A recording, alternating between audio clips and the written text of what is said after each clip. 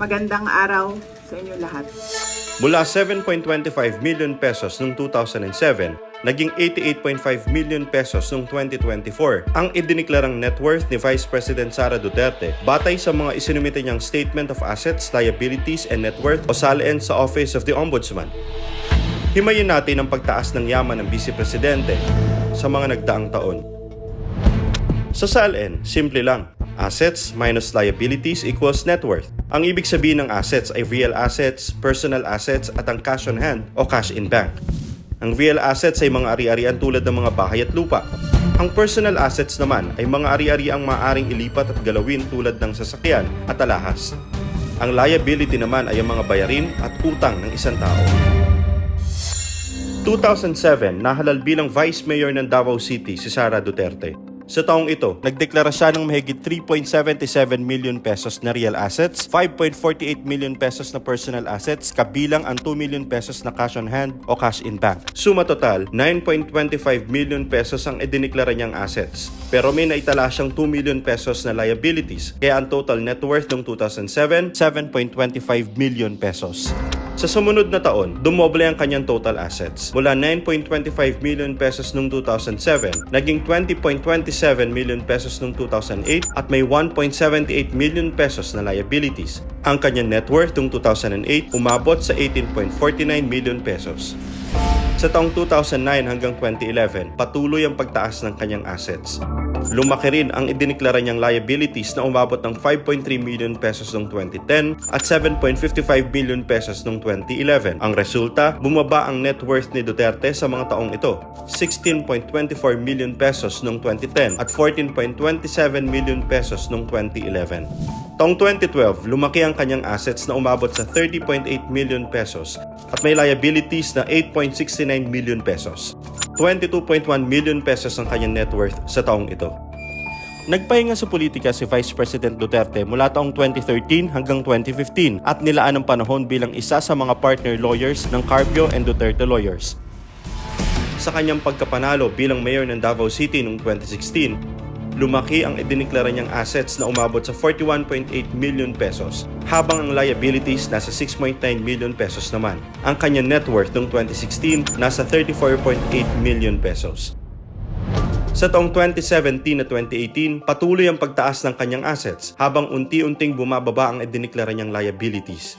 2017, umabot sa 44.8 million pesos ang idiniklara niyang net worth, 49.6 million pesos noong 2018, 55.6 million pesos noong 2019, 56.5 million pesos noong 2020, at 65.3 million pesos noong 2021. Sa kanyang pag-upo bilang Vice Presidente noong 2022, idiniklara niya ang net worth na mahigit 71 million pesos. Ang idiniklara niyang real properties ay nagkakahalaga ng 50.9 million pesos, habang ang kanyang personal properties gaya ng mga sasakyan at iba pang ari-arian ay nasa 23.85 million pesos. Idiniklara rin ni Vice President Duterte na meron siyang 3.75 million pesos na liability sa simula ng kanyang termino bilang Vice President.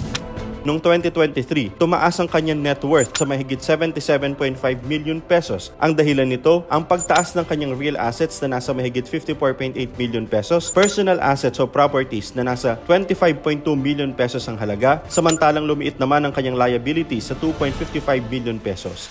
Sa sumunod na taon, 2024, patuloy ang pagtaas ng kanyang net worth na umabot sa mahigit 88.5 million pesos. Bagamat lumaki ang kanyang liabilities na nasa 9.95 million pesos, tumaas naman ang kanyang real assets na nasa mahigit 66.8 million pesos at personal assets na umabot sa mahigit 31.6 million pesos.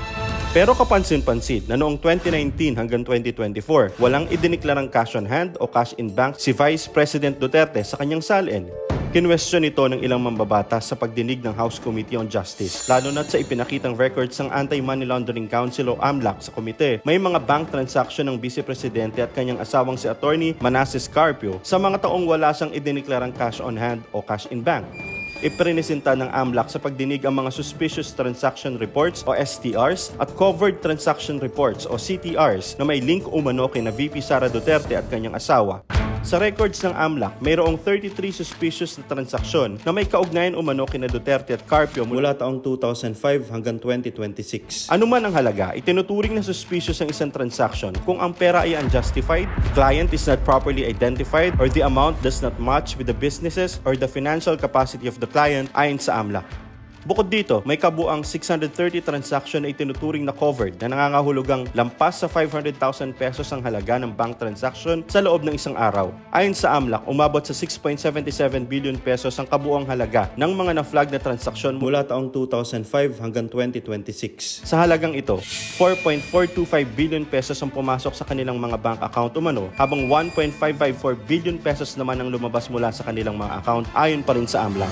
Bangko po ang nagre-report dito sa EMLC. So, Ang nire-report lang po ng bangko sa AMLA, EMLC ay halimbawa yung mahigit 500,000 or kung suspicious. Kung hindi po mahigit sa 500,000 yan, hindi po i-report sa AMLA. So maari po or maari ring wala na meron transaction na mas mababa pa sa 500,000 na hindi na po na i-report sa amin. Humigit kumulang 791 million pesos naman na bank transactions ang sinasabing undetermined dahil hindi matukoy kung ito ay pumasok o lumabas na mga pondo. Sa isang pahayag, sinabi ni Vice President Sara Duterte na malinis ang kanyang service record. Hindi raw siya kailanman nagkaroon ng kaso sa paggamit ng pondo ng bayan. Lahat daw ng kanyang ari-arian at pera ay idiniklara niya sa kanyang salin. Ang bawat sentimo raw ay mula sa lehitimong pinanggalingan at may kaukulang dokumento. Ang mga totoong magnanakaw raw, hindi sa bangko pinapasok ang pera, kundi sa maleta. Sa isang press conference, sinabi ng mga abogado ni Vice President Sara Duterte na sakaling matransmit sa impeachment court, ay mas maipaliliwanag nila ang mga sinasabing discrepancy sa mga dokumento ng AMLAC at sa SALN ng Vice Presidente. Sinabi rin ni Atty. Powa na ang mga suspicious transaction ay hindi nangangahulugang may unlawful activity. Iyan Simbulan, Just Facts.